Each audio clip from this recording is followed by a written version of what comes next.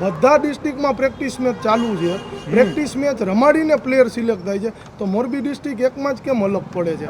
આ સિસ્ટમમાં જે ગડબડ છે ને એ મોરબીના કોઈ એક વ્યક્તિના હિસાબે ચાલુ છે.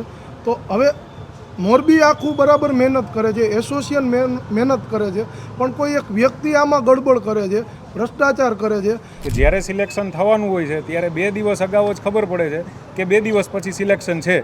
હકીકતે કમસે કમ એટલીસ્ટ તમારે અઠવાડિયા પહેલાં જાણ કરવી પડે પેરેન્ટ્સને. આ મારો સીધો આક્ષેપ ગ્રામીણ ક્રિકેટ એસોસિએશનના હેડ કોચ નિશાંતભાઈ ઉપર છે. સાહેબ, હું એક જ સવાલ કરું છું કે જે છોકરો આજે સૌરાષ્ટ્રની અંડર 14ની રેન્કમાં 26 નંબરે આવ્યો હતો કે 26ની રેન્કમાં હતો, જે માત્ર 3 મેચ 49ની એવરેજથી રન કર્યા હતા, એ છોકરો શું મોરબી ડિસ્ટ્રિક્ટમાં 35માં સિલેક્ટ થવાનું લાયક નથી?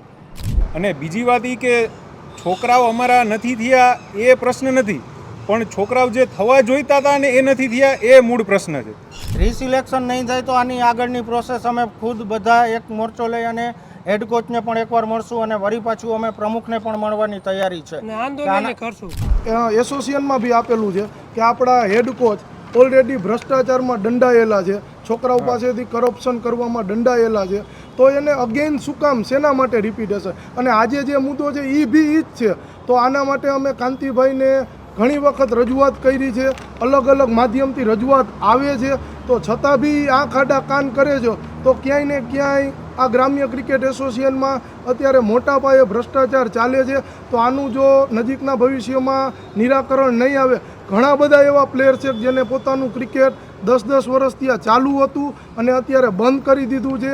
તો આવા પ્લેયર્સનું ખરેખર ફ્યુચર બચાવવા માટે આ વસ્તુના પગલાં લેવા પડશે, અને જો નહીં લેવામાં આવે તો ધીમે ધીમે આ વસ્તુની ખરેખર કાંતિભાઈ સુધી અને આખા એસોસિએશનના એક પણ મેમ્બર અત્યારે એક્ટિવ નથી. સિલેક્શન ચાલુ હોય અને કોઈ પણ એકેડમીમાં શેના માટે ડિસ્ટ્રિક્ટનું સિલેક્શન થાય? સિલેક્શન કોઈ ન્યુટ્રલ જગ્યાએ થવું જોઈએ અને કોઈ પણ મેમ્બરની હાજરીમાં થવું જોઈએ. આ વસ્તુમાં અત્યારે મોટામાં મોટી ખામી છે, જેના કારણે આ બધી વસ્તુ ફટાફટ જેવું ઇઝીલી કરવું હોય છે એવું પોસિબલ થાય છે. તો ખાસ અમારા બધાની મોરબી વતી અમારી એક રિક્વેસ્ટ છે કે અમારી મહેનતનું તમે આવી રીતે પાણી ન ફેરવો. અમે લોકો ખરેખર આ વસ્તુને આવી રીતે સહન નહીં કરીએ. આનું રિઝલ્ટ તમને ટૂંક સમયમાં અમે બહુ જ તાકાતથી આપશું. અમે